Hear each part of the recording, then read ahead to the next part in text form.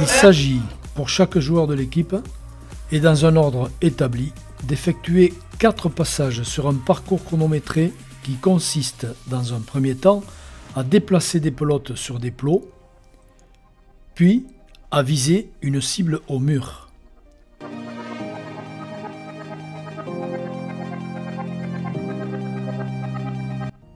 Une fois la pelote cible reposée, le joueur frappe la main de son partenaire qui s'élance à son tour en sens inverse. Les déplacements se font obligatoirement à l'extérieur des plots et des lignes tracées. Le joueur veillera également à ce que la pelote reste obligatoirement en équilibre sur chaque plot. Le premier passage se conclut par un lancer vers la cible, 2 fois de la main gauche, 2 fois de la main droite, par en dessous ou par en dessus. À l'issue du deuxième passage, les 4 joueurs effectueront une frappe main nue avec rebond. Pour le troisième passage, chaque joueur effectuera 2 frappes après rebond avec la paletta, main droite et main gauche.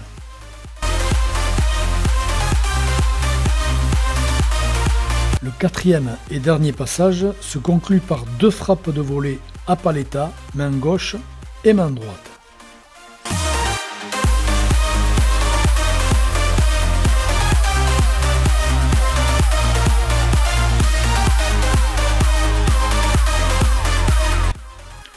C'est au tour de l'équipe rouge d'effectuer le même parcours en respectant les déplacements latérale droite, course avant, latérale gauche et course arrière. Puis, dans le même ordre, les 4 situations de lancer ou de frappe.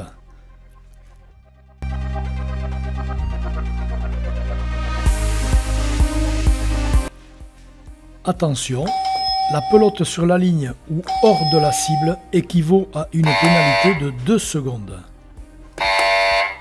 Chaque joueur restera vigilant au moment de la frappe ou du lancer pour ne pas franchir la ligne des 4 mètres, ce qui pénaliserait l'équipe de 2 secondes pour chaque franchissement.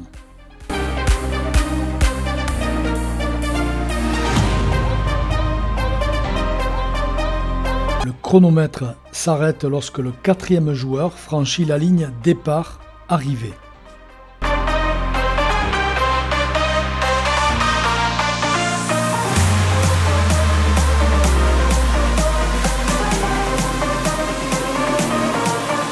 Les 2 équipes vont maintenant s'opposer. On procède au tirage au sort pour connaître l'ordre de passage des compétiteurs, puis au jeu du Shifumi, pour savoir qui butera lors de la première opposition. Je rappelle que le but est alterné tout le long des oppositions. Les filles poussines démarrent à paletta pelote éducative pendant 3 minutes et sur le score de 0.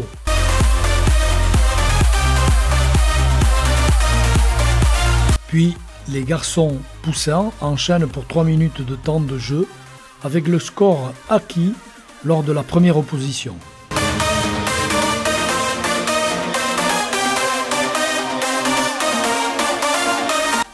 Le jeu se poursuit avec les filles benjamines.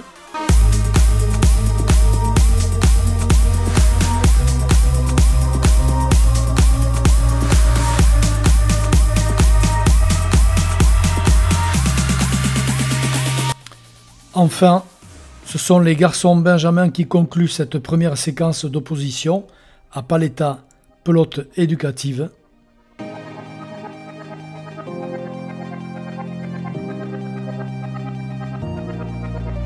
Les 4 joueurs seront opposés 2 fois consécutivement à paletta et le score total sera retenu.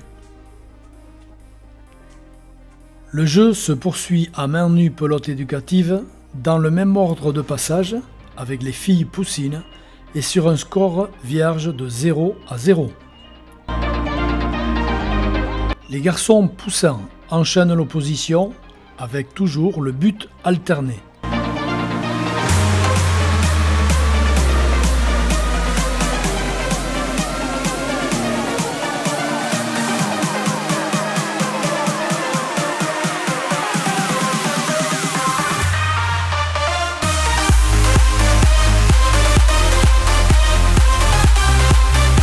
C'est au tour des filles benjamines de poursuivre l'opposition, toujours avec le score cumulé. Les benjamins garçons concluent les 2 passages de 3 minutes pour chaque équipier.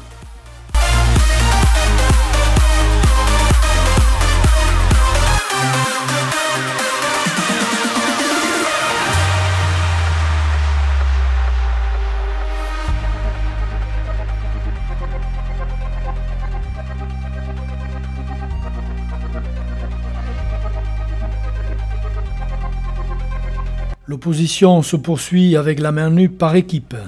Les 2 filles associées, Poussine et Benjamine, poursuivent le duel avec le score acquis lors des oppositions en tête-à-tête.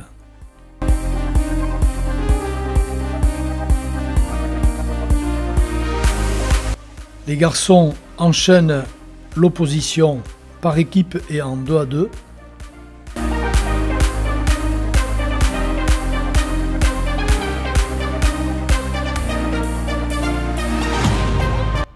Les scores de la paletta et de la main nue pelote éducative sont cumulés pour annoncer l'équipe vainqueur.